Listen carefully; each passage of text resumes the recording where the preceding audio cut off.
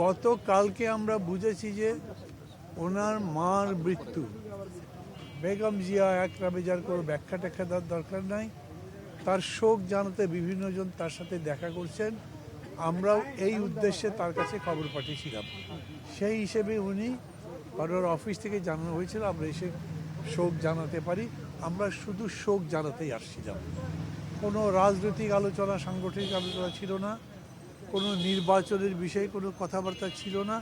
ওটা আমরা তুলিনি, উনিও তোলেননি। কিন্তু কথা বলতে গিয়ে যেটা বলেছেন উনি, আমি মনে করি সেটা আপনাদের মাধ্যমে জনগণের কাছে যাওয়া উচিত।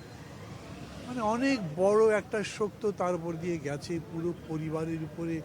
তার মা যেরকম করে চলে গেছেন এবং উনি যে অবস্থায় এসে দেশ, তার মাকে দেখলেন, পুরা দলকে দেখলেন, এরপরেও তিনি সর্বাংশে চিন্তা করছেন দেশটাকে এরপরে কোন কোন চ্যালেঞ্জের মধ্যে দিয়ে নিতে হবে।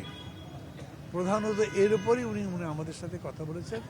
আমরা তাকে শোক এবং তাকে সান্ত্বনা দেবার কথা বলবার পরে যখন বলেছি যে আপনার যদি কিছু বলার থাকে আমাদের উদ্দেশ্যে সেটা বলতে পারেন, তখনই আমাদের বলেছেন, দেখেন আমি তো অনেকটা একলা হয়ে গেছি, আপনারা যে সবাই আসেন আমার সাথে দেখা করতে কথা বলতে, আমার মনে হয় যে আমি আসলে একলা নই, আমি সবার মধ্যে আছি।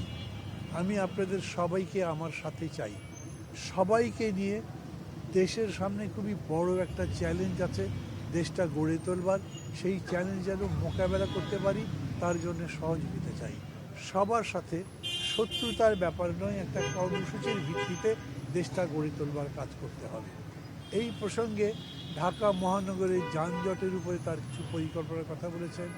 এই প্রসঙ্গে ঢাকা শহরকে ভার্টিক্যালি আরও বড় করা, বর্ধন করা, বর্ধিষ্ণু করা, ঢাকার চতুর্দিকে অনেকগুলো স্যাটেলাইট টাইপ কীরকম করে, বিশেষ করে এটা মেট্রো দিয়ে হোক কিংবা ট্রাম সিস্টেম দিয়ে হোক অথবা ছোটো ছোটো মনোরোল দিয়ে হোক কানেক্ট করে যাতে কমিউনিকেশনটা বাড়ানো যায় এবং যথেষ্ট পরিমাণে সেই জায়গাতে সিভিল যে সমস্ত রাইট আছে সেগুলো দেওয়া যায়, অ্যামিনিটিস দেওয়া যায়, মানে যেমন আলো, বাতাস, মেডিকেল, বাজার, ইকোনমি সব কিছু তৈরি করা যায়।